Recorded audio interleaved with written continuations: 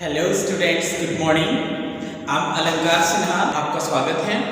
आज आपके सामने प्रशासनिक विधि का अति महत्वपूर्ण सब टॉपिक लेकर प्रस्तुत हुए हैं, दैट इज ओम्बड्समैन।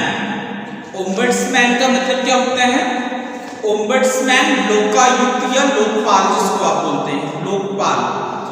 ओम्बड्समैन एक महत्वपूर्ण संस्था है जो कि करप्शन, पब्लिक ऑफिसर्स या मिनिस्टर्स के अगेंस्ट लगे हुए आरोपों की जांच करता है और अपनी रिपोर्ट राज्यपाल को प्रस्तुत करता है। ओम्बड्समैन को और भी कई नामों से जानते हैं, जैसे डेलीगेटेड एजेंट, ऑफिसर और कमिश्नर आदि नाम से हम इसे बोल सकते हैं। डेफिनेशंस की अगर हम बात करते हैं तो he is an official appointed to receive and investigate complaints of citizens against government and his officers. क्या काम होता है? He is an official, Lokayukta या लोकपाल एक ऐसा ऑफिशियल होता है, एक ऐसा ऑफिसर होता है जो अपॉइंट किया जाता है, किस लिए? To receive and investigate. क्या? कंप्लेंट्स को रिसीव करने के लिए और इन्वेस्टिगेट करने के लिए। कंप्लेंट कौन करता है?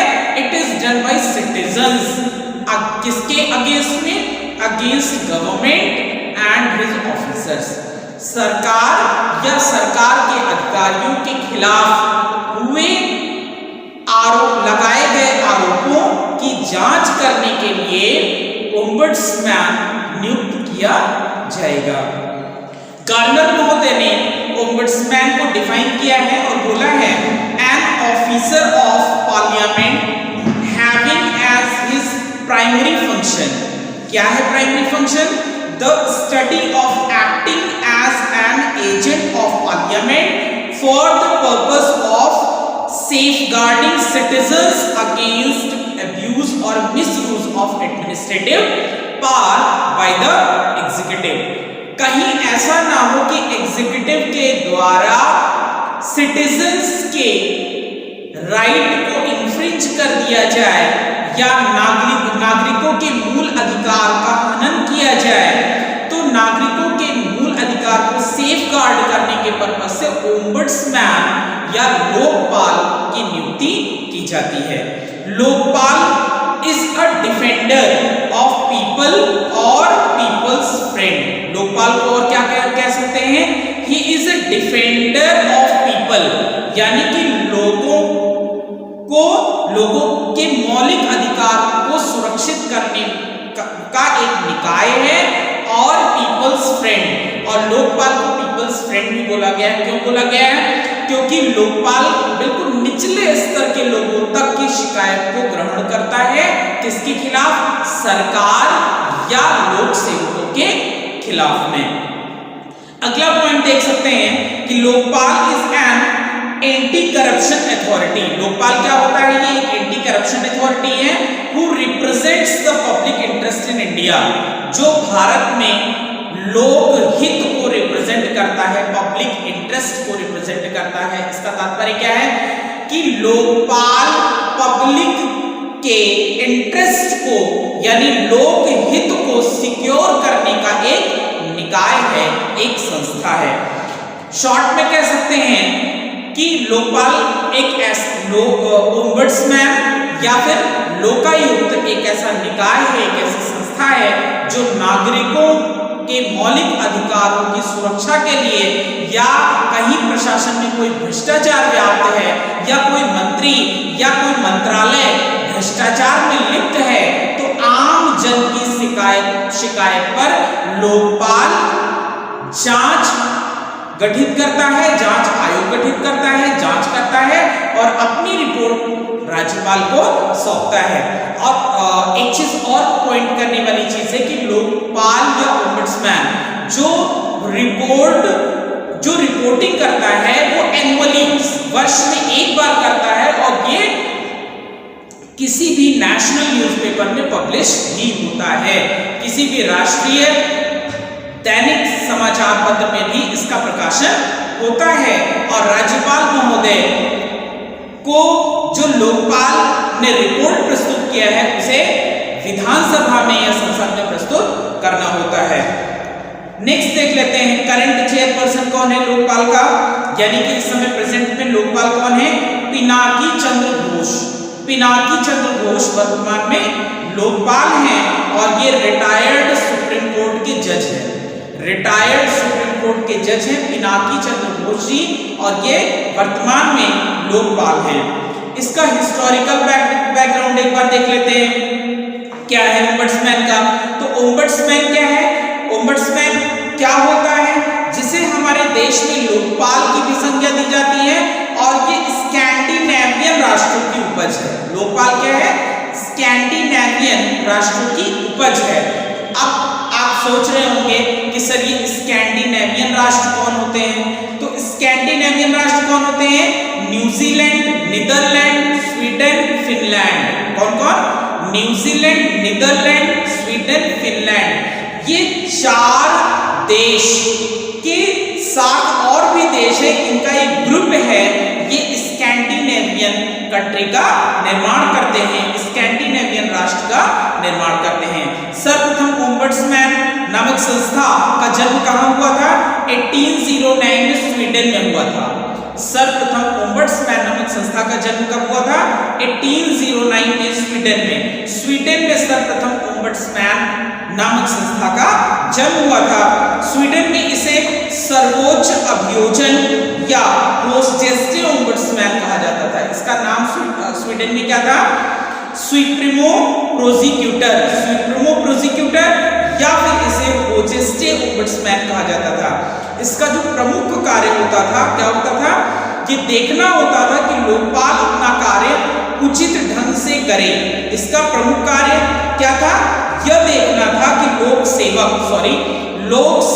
लोकपाल मैंने बोल दिया था, बल्कि लोकपाल की जगह क्या होगा, लोक सेवक अपने कार्य को उचित ढंग से करे तथा लोक सेवक राष्ट्रीय विधि का पालन करे। ओम्बड्समैन का क्या काम होता था कि लोक सेवक जो पब्लिक सर्वेंट हैं, पब्लिक सर्वेंट अपने कार्य को उचित तरीके से करें और राष्ट्रीय विधि का पालन करें। स्वीडन के पश्चात फिनलैंड ने इस संस्था को 1919 में अपनाया। 1919 में किसने अपनाया, फिनलैंड ने। सबसे पहले किसने अपनाया, स्वीडन ने। कब अपनाया, 1809 में। और स्वीडन के बाद फिनलैंड ने अपनाया 1919 में। ठीक है, नेक्स्ट है डेनमार्क। नेक्स्ट कौन सी किस कंट्री ने ओम्बड्समैन को अपनाया, ओम्बड्समैन नामक संस्था को 1953 में डेनमार्क ने अपनाया। और 4th पोजीशन पे नॉर्वे था। 1963 में नॉर्वे ने ओम्बड्समैन नामक संस्था को अपनाया था। अब अगला पॉइंट देख लेते हैं इसमें कि इन देशों में ओम्बड्समैन की नियुक्ति किसके द्वारा की जाती है, संसद के द्वारा की जाती है। अगर क्वेश्चन है कि नॉर्वे, फिनलैंड, डेनमार्क आदि देशों में ओम्बड्समैन की नियुक्ति किसके द्वारा की जाती है, तो वहां की संसद के द्वारा किया जाता है। यह संसद का प्रतिनिधि होता है। इन देशों में यह संस्था सिविल कार्यों तथा सैनिक कार्यों की देखभाल करती है। कौन कौन सा काम करती है, सिविल कार्य और सैनिक कार्यों की देखभाल करती है।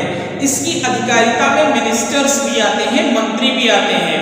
ओम्बड्समैन का काम सरकार के कार्यों पर नजर रखना है, यानी कि सरकार कहीं ऐसा ना हो कि मनमानापन करे, सरकार कहीं ऐसा ना हो कि बजट का दुरुपयोग करे, सरकार कहीं ऐसा ना हो कि करप्शन को स्वीकार करे यानी करप्शन को बढ़ावा दे। तो सरकार की कार्यों पर नजर रखने का कार्य कौन करता है, ombudsman. Ombudsman is an organization which keeps an eye on government, जो गवर्नमेंट पर अपनी एक नजर बना के रखता है। ओम्बड्समैन को यह अधिकार प्राप्त है कि वह उचित समझे जांच कर सकता है, जिस व्यक्ति को चाहे उसको सुन सकता है तथा जिससे चाहे सूचना प्राप्त कर सकता है। इसका मतलब क्या है कि ओम्बड्समैन अपने आप में बहुत पावरफुल बीइंग है, बहुत ही शक्तिशाली संस्था है।